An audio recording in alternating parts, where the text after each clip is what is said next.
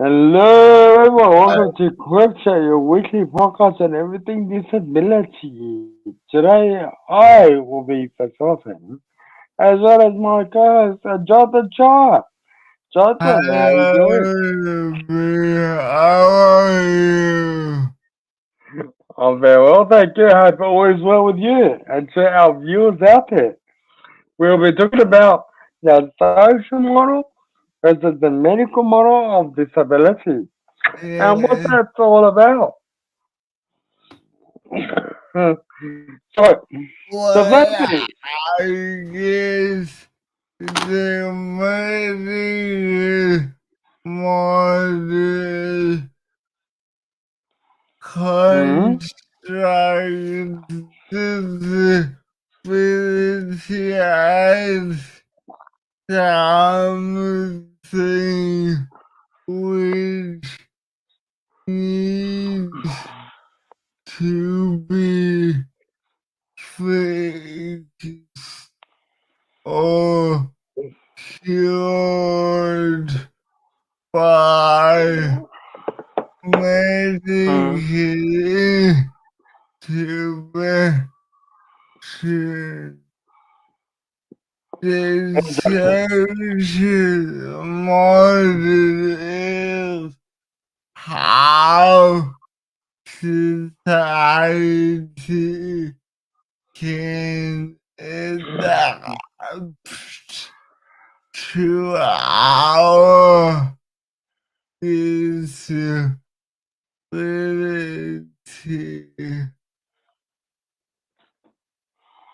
Yes, no, exactly. That's yeah. Look, the medical model will tell you, you're sick, you have a disability, you're sick, we need to get you fixed. There's got to be, a way to make you not disabled. But with the social model is that acceptance. You got that disability, so how can we work our way around that? How can we make society more accessible for you? So rather than blaming us for our disability, you work with us on our disability. Is that right? Do you agree, John? Yes. Yes, so that's what it's all about. And look, there's been a shift, I guess, from the medical model to the social model. But look, sadly, we're still stuck in the medical model. There are some communities, I guess some cultural groups that are fixated on the medical model. And because you got a disability, you need to, I guess, be sheltered. Stay away from society. You're a bad omen. You're a curse. And things like that. So we gotta change people's mindset, people's attitudes. You know, changing it from the medical model, sorry, to a more accepting. Okay, not accepting, but how can we as people just really fit into society? How can society be more accessible for us? For the viewers out there, yeah, tell us your thoughts. Social model as opposed to the medical model of disability. So we do have, myself and Jonathan, we have that rich lived experiences. We've been through so many, I guess, organizations. We've done a lot of advocacy work. We've pretty much lived with this really most of our lives. So yeah, look, in saying that, Jonathan, tell us what are your thoughts like? How do you view your disability as a problem with that needs to be? Yeah, okay.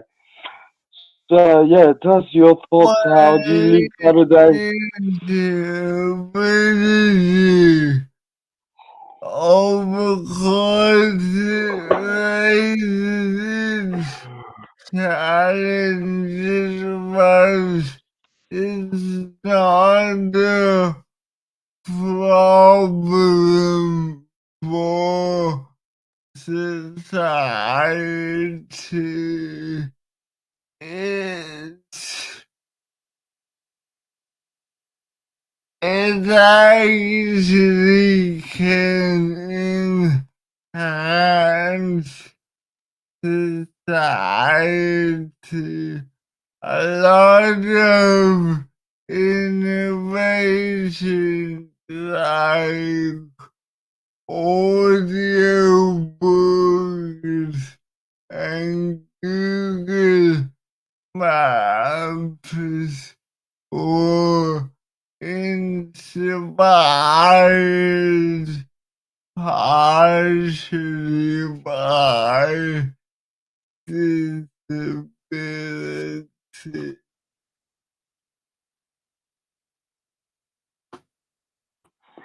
Yeah, yeah, I agree. I agree. So we are looking at our first segment of the show. So introducing the medical model of disability. So yeah, look, when I was young, I guess living with a disability, and it made a challenge when I was in school, and also when I was in the community, because I had that belief that because I had a disability that I couldn't do much, in society. We were, often seen as, special, the special ones, and we needed to get cured. So we had to go to all these medical appointments, doctors, whatnot, to find, a suitable cure for us, or how to prevent our disabilities from progressing. And it has been a challenge, most throughout, my teenage years as well. It's things like that. And so look, we have to learn the hard way to, be able to fit into society. But there are still challenges along the way. So we do what we can to, advocate for our rights as people with disabilities. But it's still, a work in progress, and we still need to, advocate, especially for those that can't advocate for themselves, that don't really have a voice. Yeah, thoughts on that, John? Yeah, and now we get into the history of the Yes. So medical social back then we had what we called institutions, isn't that right? Where people with disability were kept in institutions because we were seen as, not fit in society, not being able to join in society because we were marginalized. We were seen as different, and we were seen as, people who couldn't really do much because we had these disabilities. We were not valued as human beings, which is sad. It's sad for me to say this, but that's how it was, back then. But look, times have changed. We start to, become more inclusive. We start to adapt to ways to include everyone with a disability. And look, this should have been done ages ago, but we're still working towards that, inclusion and accessibility for everyone. It was tough times back then. It was tough times. Yeah. You want anything to that, Jonathan?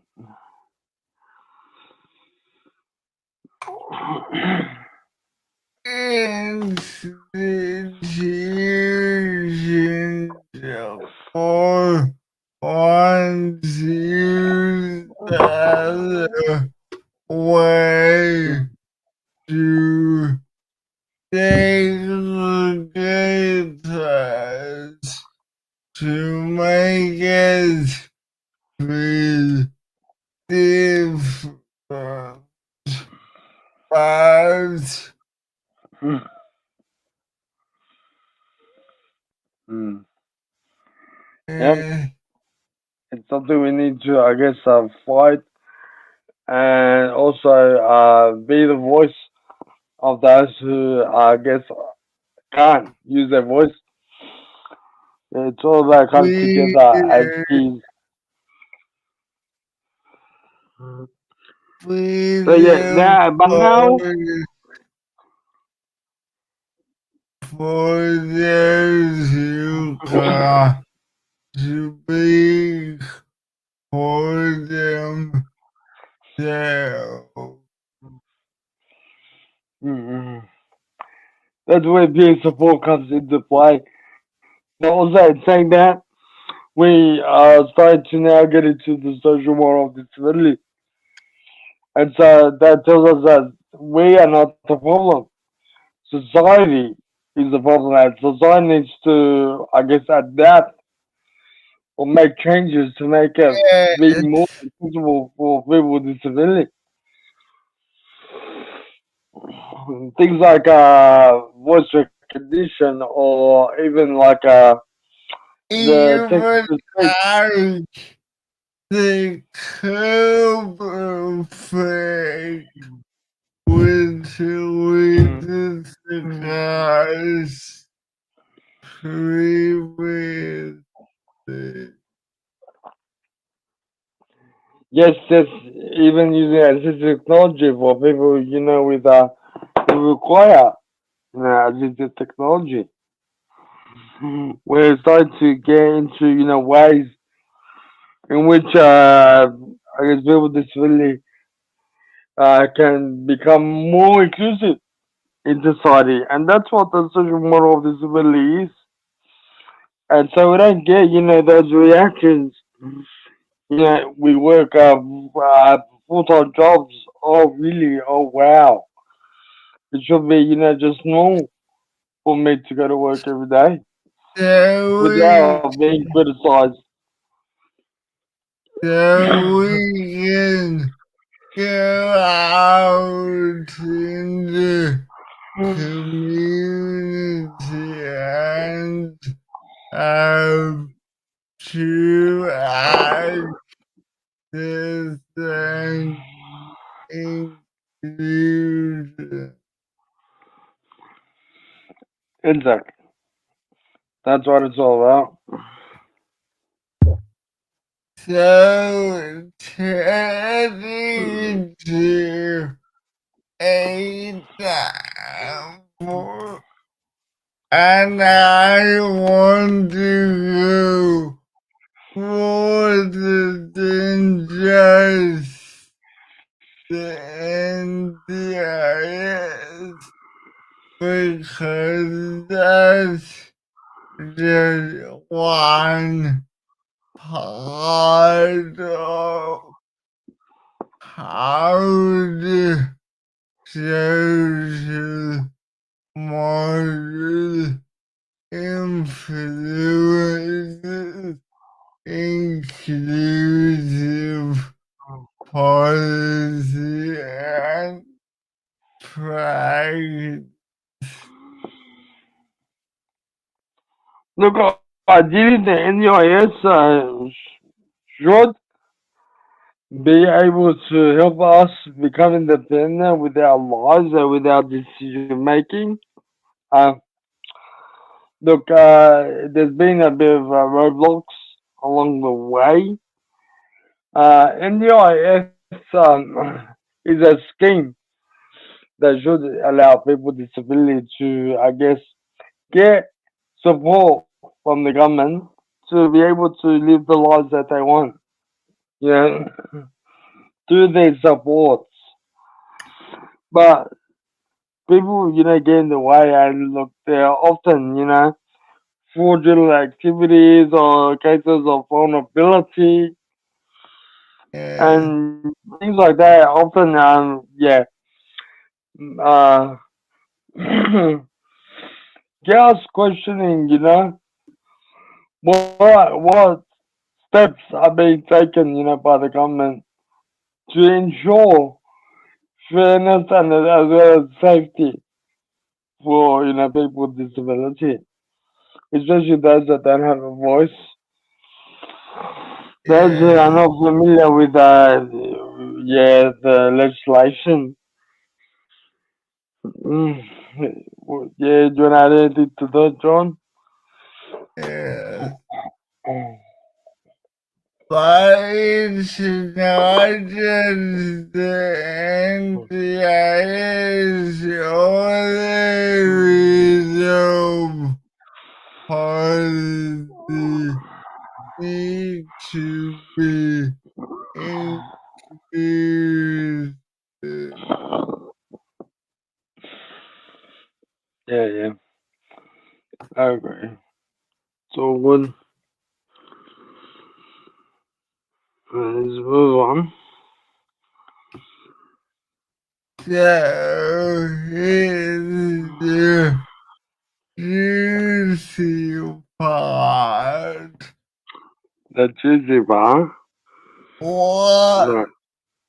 what is the role of functional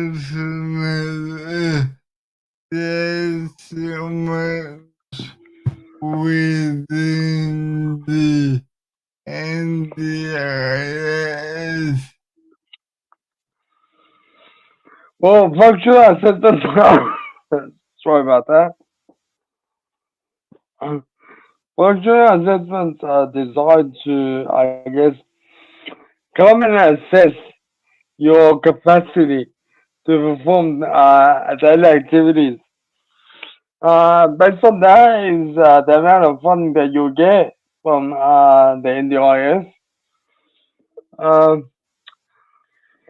Ideally, um, I don't think functional assessments are the way to go. What are your thoughts on that, John?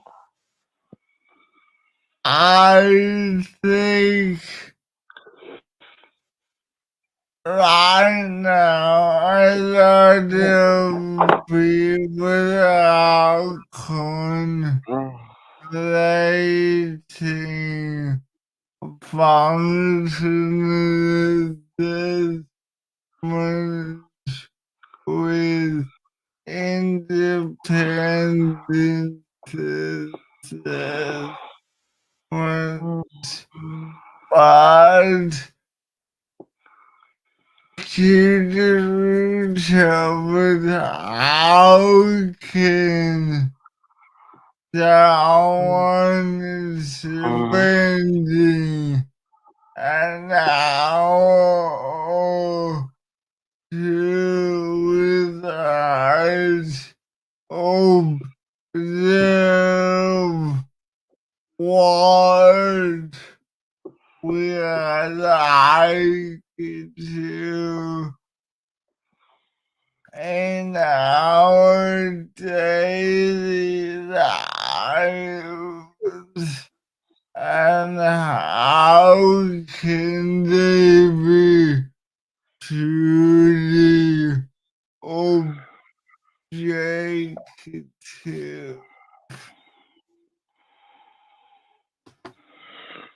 Mm. I think,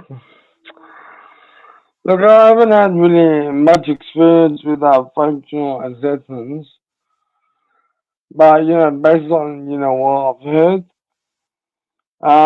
it does, I guess, change the way we get our funding. It'll be good to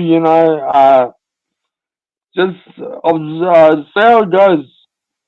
Watch, yeah, I guess watch his face, and yeah, I've never actually had a functional assessment myself, but yeah, the stories I hear is that it's sort of has a negative impact on the way we receive our funding. Look, I could be wrong. For the viewers out there, let us know what your thoughts are in terms of functional assessments. Yeah.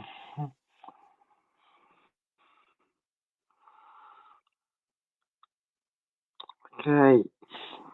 So perspectives on whether functional assessments primarily focus on individual impairments, so medical model, or consider broader environmental and social factors, so social model. Look, I think for the functional assessments, it really focuses on an individual's capacity.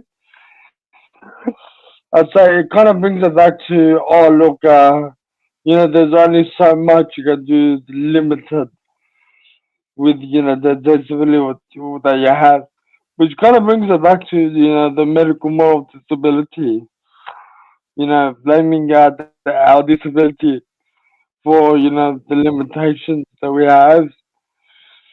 But yeah, look, I guess the NDIS was meant to focus on the social model and work with us to help us be more independent, with our lives, through, government funding. Yeah. Uh, that that's a very good question. That's my thoughts of it anyway. What are your thoughts, John? My thought is,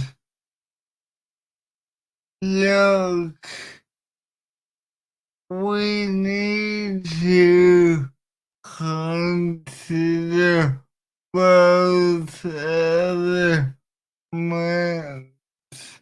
and also what comes into question is,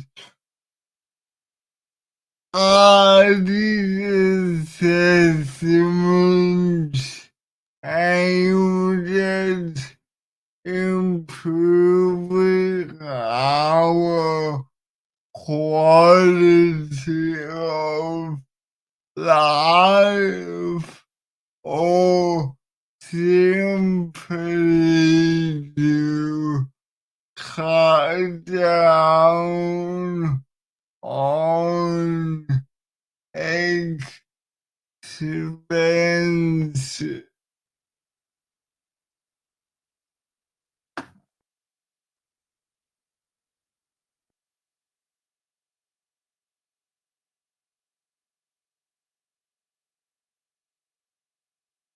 Yeah, on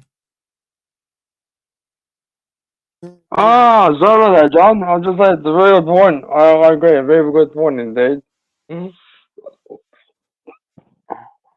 Move on to the next question.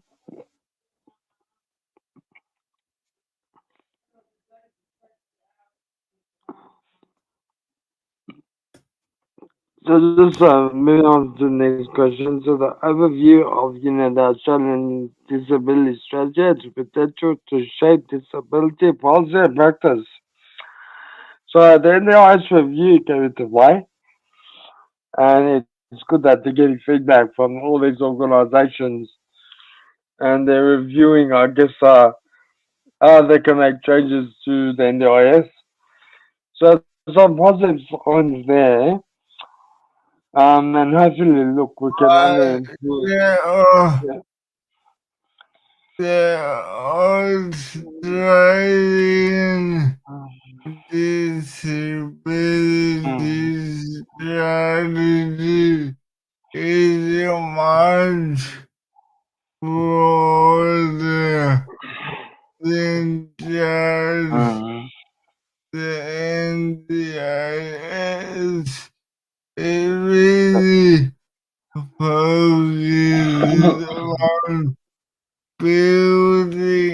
of other areas of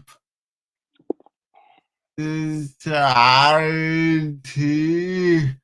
Yeah. to support all people with Is it? disabilities. No, thank you for that, John. It does go. Sorry. It does branch out more than just NDIS. But yeah, look, we are a long way behind in terms of inclusion and accessibility for everyone. And so we need to, look and consider, people just really hear what they have to say in terms of, accessibility. And making, have more disability representation in councils, planning, get them more involved with councils, I guess, disability inclusion action plan. We need to, I guess, make people with disabilities voices be heard, because these decisions are made for us. Like people say, nothing about us without us. And Yeah, that is what it's all about, All the decisions that are made about people with disability are for people with disability. So you would have to get them involved. It just makes sense that way. Wouldn't you agree, John? it's a genuine concern. Every council should have access and inclusion commission. It needs to come from the grassroots up. Mm. Yep. Yep. So But anyway, we covered medical services. So how can we integrate the two to provide with a comprehensive support and inclusion? yeah. Look, we we should focus less on the medical model and more on the social model. Um, the medical model. Of course, we all get diagnosed, with our disability. But I think that's where it stops. That's where it needs to stop. Once they identify what disability we have, we need to ask in what way can we, I guess, work around your disability. So work with you as opposed as for you to make it, to make you more included. So I guess make I guess to avoid barriers that are placed in front of us that make us feel like we are disabled. Which shouldn't be the case. We shouldn't be made to feel like we're disabled, but rather how can we adapt to the environment to make us feel like we belong. That's where we need to head towards. That's what I guess society, even with our country, should look at. They should look at making it more accessible for everyone, making it more inclusive for everyone. So things like having, noise reductions in events for people that are on the spectrum. Having ramps or making it accessible. To go into buildings. I know why most buildings have stairs that are completely unnecessary. I understand if you're 5 stories tall, fair enough.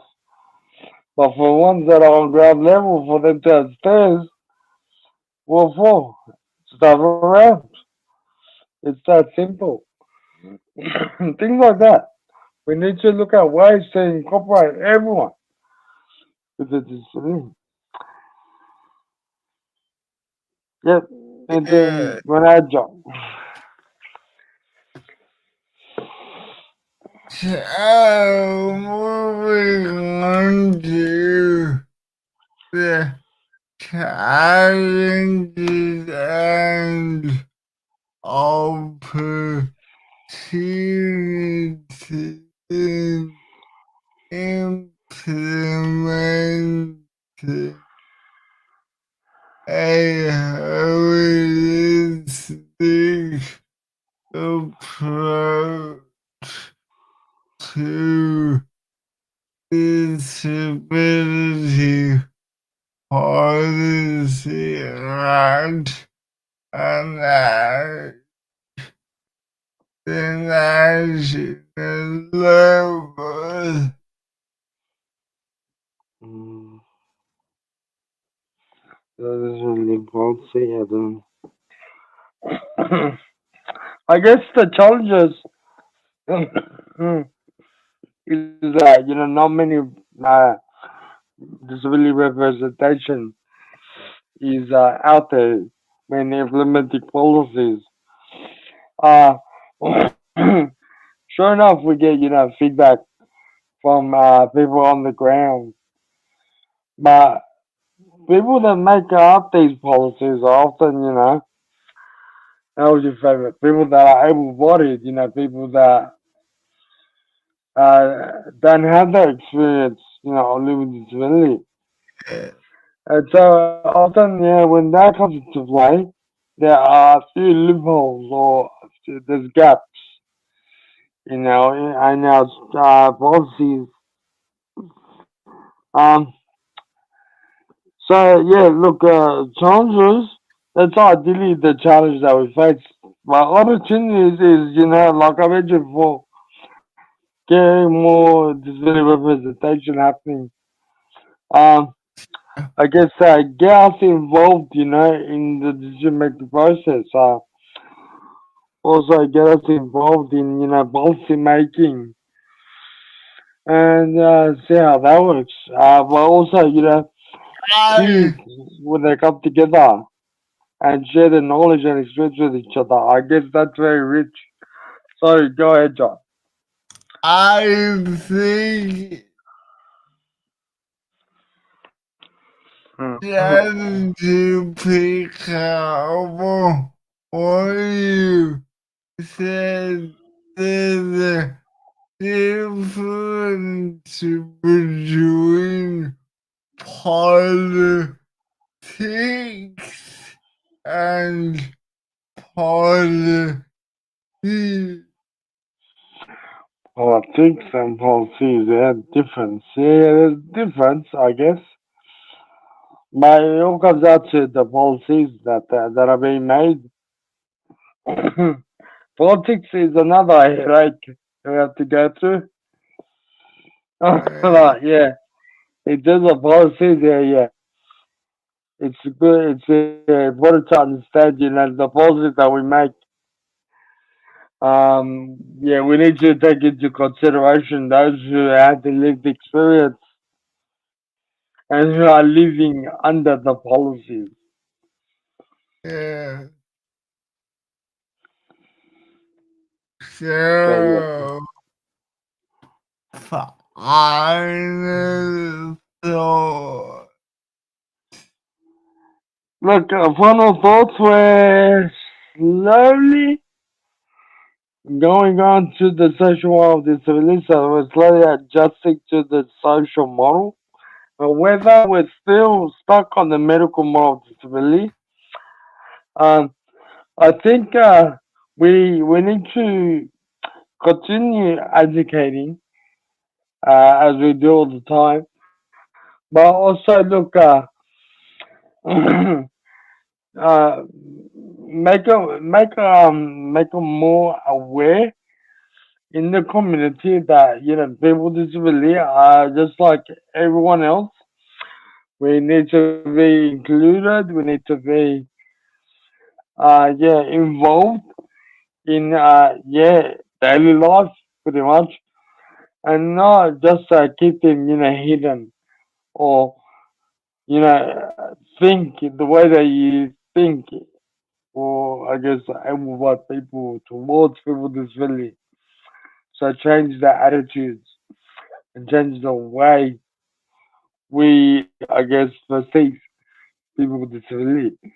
It's still a long way to go, and I'm sorry everyone had to hear that, but there is a lot of work that needs to be done. Anyway, what are thoughts, Jonathan? my final thought is if we're not at the table and in the room where decisions are being made, how can we have a truly inclusive society? Yeah, nah, very good point. Indeed, Jonathan, indeed. On that note, we've, I guess, tackled the issue of social order as opposed to the medical one of people with disability. And moving forward, we should, look at the social model of disability within our community. You've been watching CripChat, your weekly podcast on everything disability. Thank you for joining us. Tune in next week as we talk about more things disability. Goodbye for now.